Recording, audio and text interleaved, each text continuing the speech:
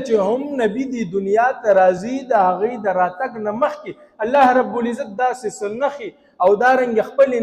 نشانۍ چې کوم دی هغه د خلکو ته وښیي او هغه آثار او احوال چې کوم دی هغه ورته برابر کړي. نو د پیغمبر علیه الصلاة والسلام د ولادت نه مخکې چې کومه لویه نښه وه هغه واقعه د اصحاب فیل ده. واقعه د اصحاب فیل څنګه ده؟ دا داسې وه چې د نجاشي بادشاه په یمن کې خپل یو حاکم مقرر کړی و، ابرهه نومې و. ابرهه د چې کله وکتل چې دا خلک چې څومره د عربو خلک دي یا د عجمو خلک دي ټول روان دي مکې منورې ته او همدغه خانه کعبه د دې نه تاویږي، دغلته کې منډۍ هم قایمه ده، تجارت هم شروع دی او چهل پهل هم دی. داسې وکړو چې دا خلک چې هلته ځي داسې یو ترتیب وکړي دا خلک زمونږ دي یمن طرف ته راځي. نو په یمن کې د عیسایانو یوه ګرجه جوړه کړله او ګرجه داسې جوړه کړله چې ډېر عظیم الشان د هغې تعمیر باندې هم خرچه وکړله او د هغې سجاوټ یې هم وکولې چې دوی ویل چې خانه کعبه خو د کاڼو یو کور دی، هغې نه دومره خلک په عقیدت تاویږي نو دا هم د الله یو کور نوم له ورکړه او دې کې چې کوم دی هر قسمه سهولیات خلکو ته مهیا کړه. نو خلک چې خانه کعبې ته ځي هغه به دلته کې راځي یمن ته او د دې ګرجې نه به تاویږي او د دې به چې کوم دی طواف کوي. د عربو یو ځوان دی د کنانه قبیلې نه، پیغمبر علیه الصلاة والسلام هم د کنانه قبیلې نه، دا یو ځوان دی د کنانه د قبیلې نه چې هغه ته پته ولګېدله چې داسې دا خو د کعبة الله چې کوم دی نو د هغې ګستاخي د یو حساب له نو هغه لاړلې او هلته ده چې دا کومه ګرجه جوړه کړې ده دلته کې اودس مات او بیا واپس رالو. یو بل روایت کې داسې راځي چې څه ځوانان ناست دي ګرجې په خوا کې او دغلته کې خپل څه پخلی کوي، هوا راړله سیلۍ دغه د اور او دا د سکروټې چې کوم دی په دغه ګرجه باندې ورلې او دا ګرجه چې کوم دی دا اوس وځېدل. نو د یمن چې کوم حاکم دی ابرهه چې هغه خبر شو د دې کیسې نه ډېر زیات چې کوم دی په تیش او غوسه کې رالي او قسم یې وخوړو چې زه به ځمه او دا کعبه به راغورځوم نو هغې نه بعد به زما انتقام پوره کېږي. ځان سره خپل لښکر برابر کړو، لښکر هم د هاتیانو واله پوره یو لوی قافلې روانه کړې ده مکې مکرمې طرف ته رالې د مکې په اطرافو کې چې کوم دی دا مقیم شو.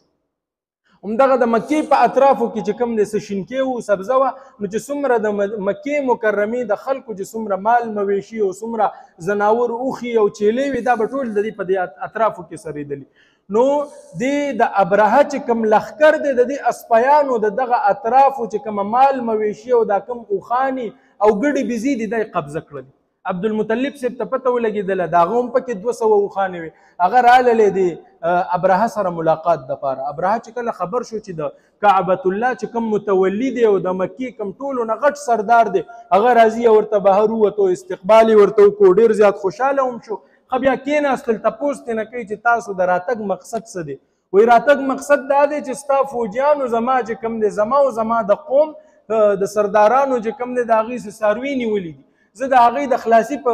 جرګه کې راغلی یم. هغه وایي یا سړیه ته خو ډېر عجیبه سړی، زه راغلی یم دلته کې په دې اراده باندې چې ته د کوم مذهب عبادت کې او د چا پیروکار یې ستاسو چې کومه مذهبي عبادتګاه د هغه راغورځومه هغې باندې مې لشکرکشي کړې ده او ته چې کوم دی دلته ما نه تپوس د اوښانو د ګډو بیزو کې. وایي ګوره خبره داسې ده چې زه د اوښانو مالک یم نو زه به د خپل ملکیت تپوس کوم، زه به د خپلو اوښانو تپوس کوم. دا کعبة الله ده د دې مالک الله دی، الله به چې کوم دی د خپل ملکیت تپوس کوي او د خپلې خانې تپوس به کوي. هغه ورله هغه اوښان ورکړل واپس راللې، خلک یې راجمع کړل د مکې مکرمې او ټول د کعبې دروازې ته لاړل، هلته کې دعا وکړل. هغه اوښان چې کوم د راخلاص کړل هغه یې هم کعبې دپاره وقف کړل او بیا هلته کې دعا کوي چې ای الله څنګه چې یو بنده د خپل کور حفاظت کوي داسې ته د خپل کور حفاظت. دعاګانې وکړلې، جړا فریاد وشو. بیا دا خلکو چې څومره خلک دي ټولو ته وایي چې مکه مکرمه خالي کړي. دوی لاړل یو غره ته وختل، د غره غونډۍ ته وختل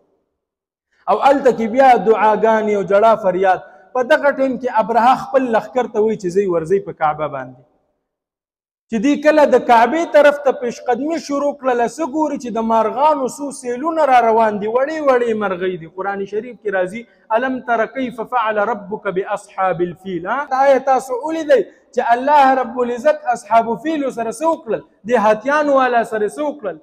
نو دغه ابابیل چې کوم دی یو وړه غوندې مرغۍ ده، یو کاڼی چې کوم دی په خوله کې دی، 2 کاڼي په پنجو کې دی راځي او دغه د هاتیانو په لښکر باندې وري او د هغې اثر څنګه دی لکه څنګه چې نن سبا وخت کې ګولۍ ده. الله رب العزت دا هم اسانه کړې ده. لکه اوس چاته وي چې هلکه په ګولۍ ولګېدو مړ شو، ذهن یې مني ولې خلک یې ویني هلکه فلانې ډز نه مړ شو، فلانې مړ شو. که دا اوس داسې وخت کې وي مړه دا څنګه کیدی شي چې دومره یو زره غوندې کاڼی دی بره نه راپرېوتو د هاتي په ملا باندې او لاندې تل د ځمکې ته ورسېدو نو خلکو ګولۍ لیدلې ده وایي او بالکل دا خبره ټیک ده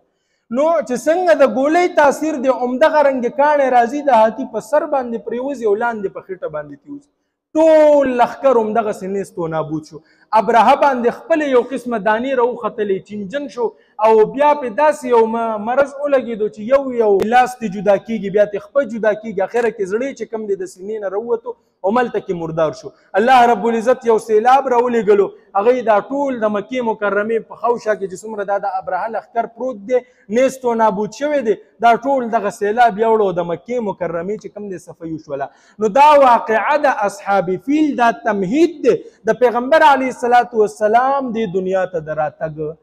نو خلکو به ویلې لکه دا خو بالکل لکه نن سبا په وخت کې تا ګولۍ لیدلې تمانچه دې لیدلې مشین دې لیدلې هغه وخت کې دا یو ډېره نادره خبره وه نو هغوی ویل چې یاره دا څنګه کیدی شي چې یو مرغه یو کاڼی او دومره غټ هاتي تباه کوي و یاره په دنیا کې څه یوه نادره او عجیبه واقعه راتلونکي د هغه به پیښیږي او هغه عجیبه واقعه او هغه نادره چې کوم